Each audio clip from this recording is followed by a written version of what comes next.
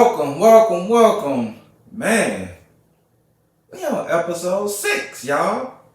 To the Heartbeat Arena. It's your boy Troy and there, Chuck. And if you haven't already, make sure you smash that like and subscribe for the latest episodes and everything. Yes, I'm wearing my head down today. Because I got some stuff to talk about today. Yes, sir. So now that we got everything situated that we need to be situated for the show and everything like that.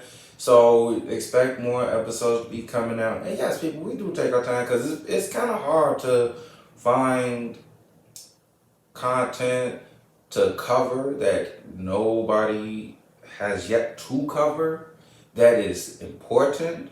So, here we just try to be different. But we got some hot topics, hot takes to talk about that we're going to get into.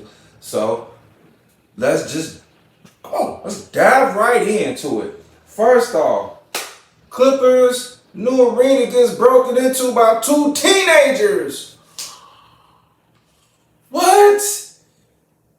The new arena is not even set up. It probably won't be set up till next year. And already 2 people done hopped the gate. They done shot baskets on the court. They done went on the top of the stadium. Everything like that. And then posted it on TikTok. Man.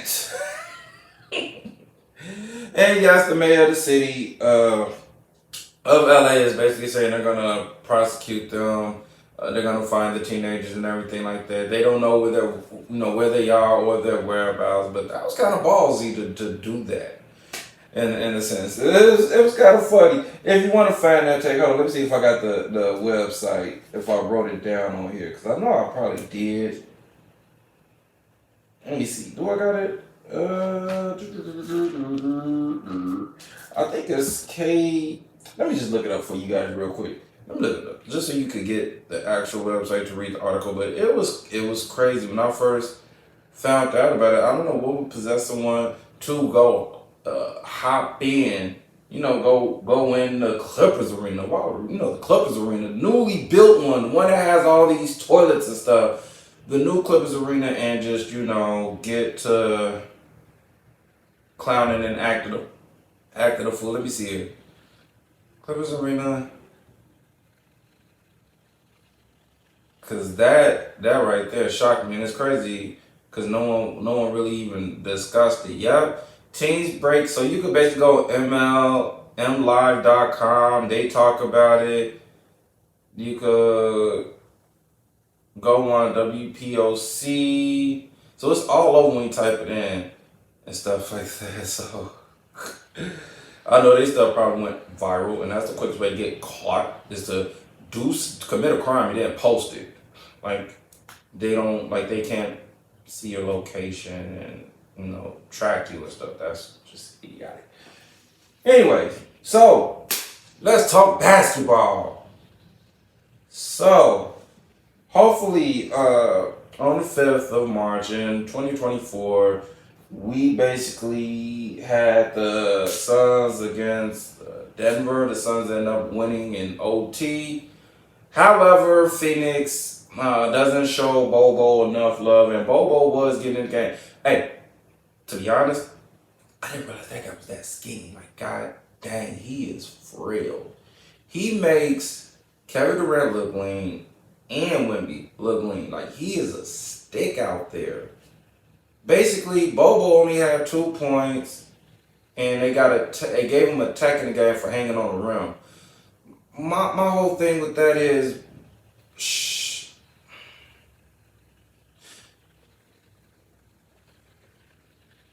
and the reason I'm pausing because I really want to think about the question that was presented to me, how it was presented to me. Is are the Phoenix Suns rocking with Bobo or not?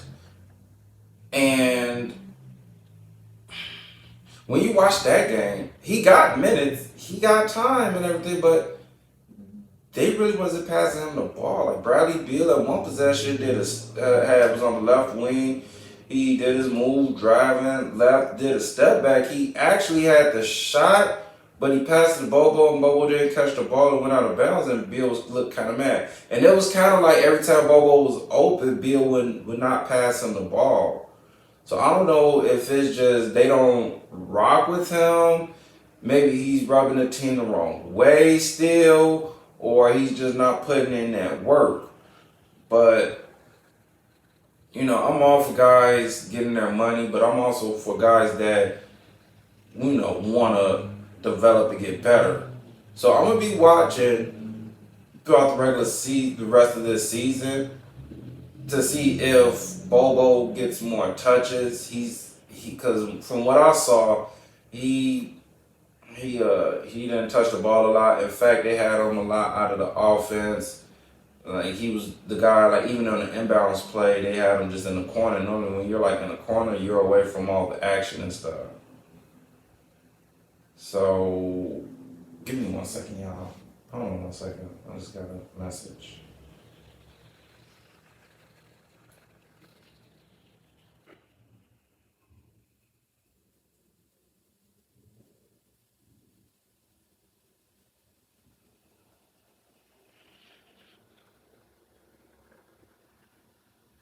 Okay. Do apologize for that. Important emails and stuff. I got to take care of. All right. So, um, also with that being said, Michael Porter Jr. I believe he finished with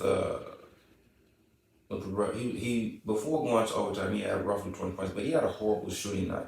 So he's one of those guys that he was shooting that thing against them like, and there was like some bad shots he shot. Hold on 1 second. Please.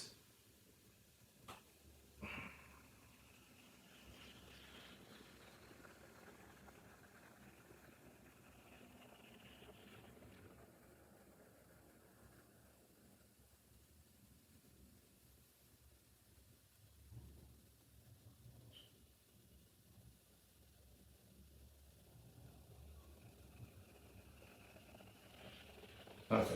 So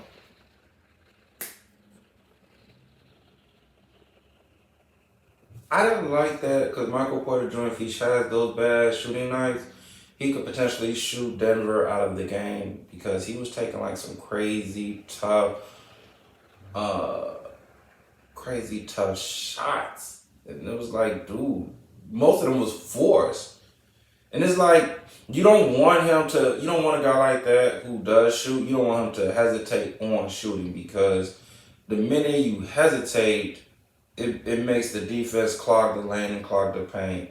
So guys can't, drive to the basket and stuff like that. It makes it easier for people to double Joker. The Joker had a huge problem with passing the ball because he had like 5 turnovers, and some of those passes were careless passes, or passes that he shouldn't have even thrown and stuff. And those were the reasons why it went into OT, because you got to think about it. Kevin Durant was having a bad performance at first. He hit 2 key tough shots from the right elbow. He's doing the same move, doing the same pump fake, and just fading back shooting. And he was making it, and he was getting fouled. Like he got fouled on possession, shot the ball and went in. But you gotta understand, by Kevin Durant being that frail, so like any little tap, he's gonna fall and stuff. And I think the refs just are not giving him that call no more, which is why we was like he needs to get a little bit more stronger to take those hits. But when you see KD in this style of play, he's mostly a 1-2 dribble pull up guy. He doesn't drive, he doesn't attack the basket unless it's like a fast break, and even when he gets in the mid post, it's only trying to right shoulder fade away, or yeah, his right shoulder fade away when he's in like the mid post. He's not like trying to muscle you down, back you down, hook shot and all that other stuff. No. And then he got the hang dribble he does, the boom boom or the boom hang pull. But he's a jump shooter that could create his own shot. He's not someone that's gonna take you off the dribble, take the hit and go like Tatum. Like Tatum could boom boom and go. He's gonna pull, or he's gonna get it, boom. He's gonna get it, boom, boom, drive, boom, in and out, swing, in and out, cross, and go and lay it up. So he's gonna he has to work on that also. Like, he has to get. I believe he just has to get stronger to take those hits because I don't think the refs are no longer going to give him those foul calls that he looks for in the game. But in overtime is when he shined because he was hitting 3-pointers. He shot like 3 threes, made them. I mean, it was a big time baskets and everything like that. So I give credit where credit is due. Good job on that, KD. I think he finished with 35 or 40 points for the game, even though he had a bad shooting in the fourth, third, fourth quarter and stuff. Then let's not forget Grayson Allen's huge first half performance, which I'm glad people acknowledge. He had a huge first half with I believe he was 6 for 6 from three. He was 7 for 8 from the field, 22 points in the first. I mean, phenomenal. Phenomenal performance. Now, it probably was more points in the half than 22, but I'll leave that for you all to look up and research. But he had a huge first half, had a breakaway dunk and everything like that. Great. I like the fact the Suns did get Grayson Allen. I like that because it adds someone that's tenacious, that he can play D, and he can also spread the floor because when he's hot, he's hot. And that was huge for the Suns because the Suns did need to improve their bench because they gave up the farm for Beal, KD, and then Booker. So those are two mega contracts. So Suns are at a point where they have to win. They're trying to win now, so that way the money they spend to get these players justifies the reason for them spending that money which hopefully will lead them to a title. If they play more team ball and then everybody stays healthy and everybody's clicking on all cylinders, the only thing that would kill them is inside presence. So that would be what Denver would beat them as, just inside, because of Joker and Aaron Gordon. They're active. Like, Aaron Gordon is always cutting. He's never standing still. He's always cutting, diving to the basket, and catching the oops, catching the lobs. So they're always in motion. Versus Phoenix, it's like Beal gets it, he goes, it's his turn, then it's KD's turn, then it's Booker's turn, and all that stuff. So they just got to know to play more without the basketball and play more as a team. Is all I'm saying. Is all I'm saying. And then, Jamal Murray, with his turnaround fadeaway he did like 2 times where he was dribbling, going right, spinning back, left, and then fading. He hit that like 2 or 3 times throughout the game. It was crazy. It was like didn't nobody really have an answer for it. So, I'm just trying to understand, like, it's winding down. It's winding down, and I tell you what, it's gonna be a battle. It's going to definitely be a battle, and it's gonna be something to look forward to in these playoffs. I'm looking forward to Phoenix at full strength, Denver. I'm looking to see Clippers at full strength, hopefully, and then even the Kings. If the Kings could creep back up, I want to see what they're gonna do, if they're gonna get out the second round, this time and stuff. And before we talk about the next segment in sports, we're gonna take a quick commercial break. Don't go nowhere.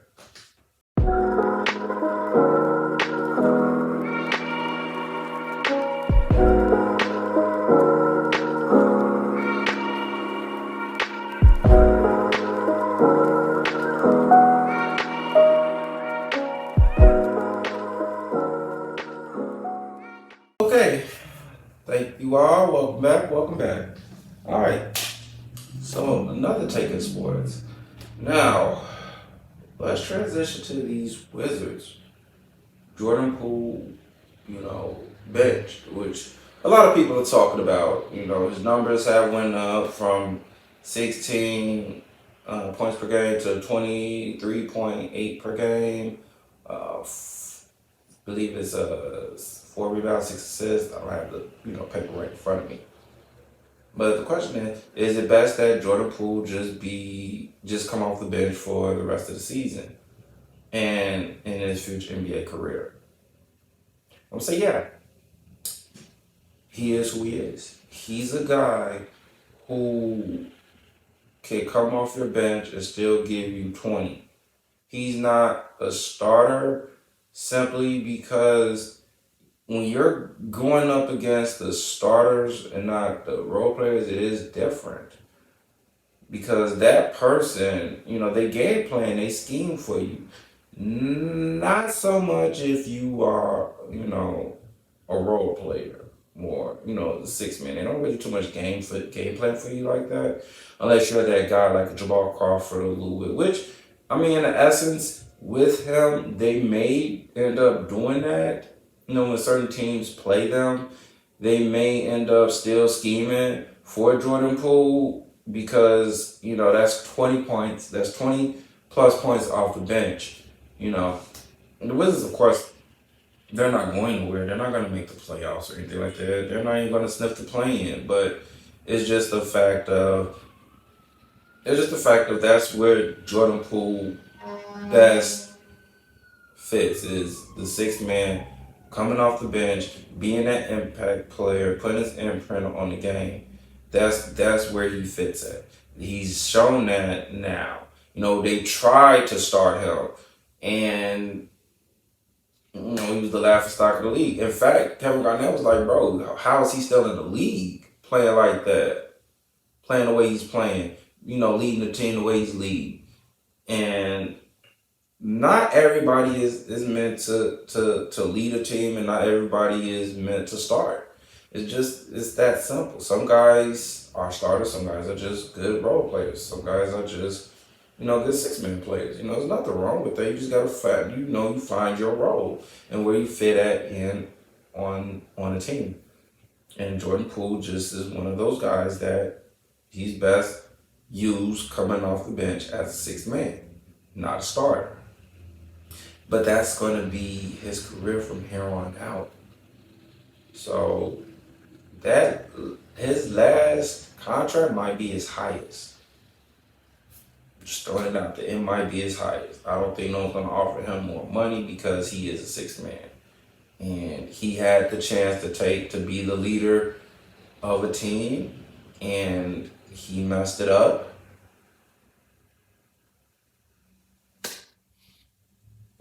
So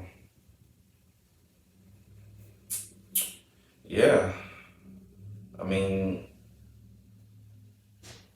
don't know what more he's gonna have to do.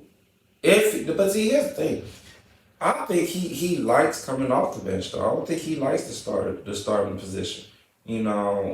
Like I would think it was more so he probably went to the coach or told the coach, hey, put me back on the bench. This is where I fit at. Kind of like what Russell Westbrook did when he was with the Clippers. He would have told Tyronn Lue, like, hey, look, just allow me to come off the bench. I'll work with the second unit. Even though Russell Westbrook has been a starter his whole career. See, and that's another thing. Jordan Poole has been the 6th man for a majority of his career when he was with the Warriors. Yeah, he might have started a few games when guys were injured, but most of his career is coming off the bench. Russell's career is starting. Now he's taking the back seat. It's a big difference. Russell is used to playing the top guys on every team. Jordan is not. Jordan's used to playing the guys from the second unit guys. And now he's like, well, now he's playing the first unit. And they steamed on him. They know what he's gonna do. They know his weaknesses. They're like, he's like, oh man, he wasn't thriving in there. So he's back in his element to where he could be successful and thrive at and stuff. So, Jordan Poole, just accept it, man. You're a 6 man. That's your game. And continue to eat off of that. It's okay, nothing wrong with being the 6th man. Because you're a 6th man that's putting up 20 plus points a night, which I believe every team will need. They need that. Oh man. So, before we get to our last and final segment, yeah, this is kind of a short episode. We're gonna come back after this commercial break. Don't go nowhere. Here at Black Gods and Goddess, we have everything you need. Check out our spring polyester jackets, even to the men's graphic t-shirts and the slim fit polo t-shirts.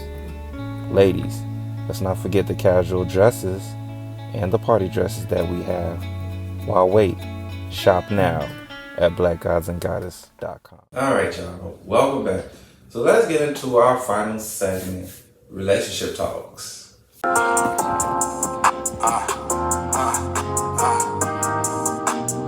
Okay, so I believe in this segment is gonna. A lot of people may agree, they may disagree, but hey, I don't care. I'm just, this is part of the the show, the podcast. So, first question: is it okay to have a best friend in a committed relationship that is the opposite sex? So, like, if a girl, let's say a girl and a guy are in a committed relationship, the girl's best friend is a male and the guy's best friend is a female. Is that okay? To me, I'm gonna say it's fine because they could be childhood friends. Like, I have a female best friend, right? We've been tight since 2008, 9, and that's how we are. We don't have intercourse, we don't kiss, none of that. We're just, best friends. She'll say she has a bunch of male best friends. And I'm like, okay, time out, hold on. There's no way. Like, how am you saying I'm your male best friend, you got 6 others. And I wasn't cool with that. Then I was like, okay, whatever. I mean, sure, whatever. Some people say that your partner should be your best friend. And see, it's to me, it's like, okay, my partner,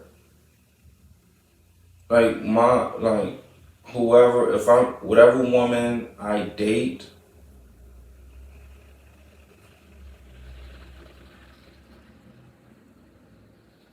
it would be hard to make her my best friend because she hasn't known me for as long as my actual female best friend. She knows more about me. She knows what irritates me. She knows what I like to do, how I talk, that type of stuff. The one who I decided to be in a committed relationship with, this woman is still knowing me. She's still learning about me. Because for me, women want to ask, well, how long do you make a woman wait before you decide to marry them? I was like, at least 3 years, because the first year I got to know you. Second year, I'll probably end up living with you. And I see if I can tolerate that. Then the third year is like the trial and error, because I never got past the 3 year in a relationship. Never. It always ended in year 3. So like if I make it out of year 3, then the 4th year is like, okay, that's when I'm looking, ring shopping and looking to propose. But yeah, she's still learning me, so it's kind of hard. Again, for me, it's hard to put, the woman I'm dating as my best friend because I have a female best friend that's known me since hell I had faith. So we're talking early 20s, like 21, 22. She's known me. So that's 13 plus, that's 13 plus years. 13 years. And then here comes somebody coming in, you only know me for 3. You think you're my, nah, for me it don't work like that. Which is why like, um, if she had a male best friend, I'm not arguing with it, because he known her longer than I did. So he knows her likes, dislikes, her tendencies. I'm still learning her tendencies. It should never be a clash. One should never feel insecure because it's like, oh, well, I'm supposed to be your best friend. It don't always work like that. Because, yeah, you 5 years into this marriage and you still learning about the person still, probably. Or you think you know that person and then something happens and you're like, this person doesn't do well when things start going left. Meaning, you're making all this money, now the money is slowing up and this person doesn't handle pressure well, or this person isn't a good leader like they thought they were, or the person is charming but then he slowed up or she slowed up. And oh, this person isn't really committed or didn't really want it like they said they did. Versus someone that known you for years, they know, oh, I know what happened. This is what happened, and I know you don't like such and such, and the things they was doing, I could see that normally turned you on. Like my female best friend will know that. If I'm telling her what's going on, she's like, well, yeah, that's part of what happened. Or she'll be like, you know what, nah, you was in the wrong and she's doing this because you're doing that.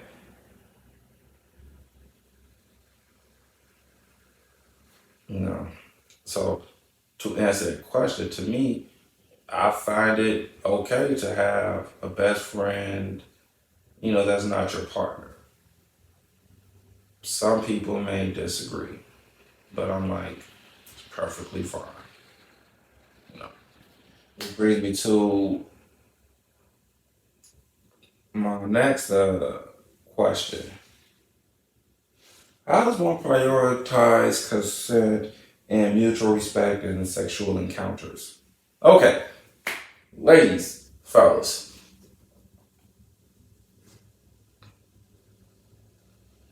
when you're first talking, okay, you have that communication, okay?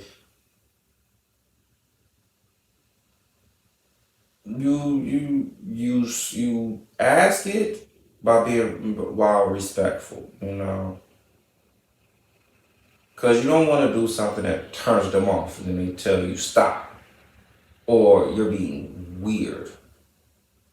So it opens a debate first before you actually start doing it. Like some people, if your partner likes to be kissed out in public, then just ask them before you do it. Like, hey, tell them like, hey, if you're an affectionate person, hey, I'm an affectionate person. I like kissing in public and stuff like that. What about you? And if they're the same, then okay, when you try to do it, you just wait. You wait on the time to actually, do that. Now, if it comes to, sexual encounters, like,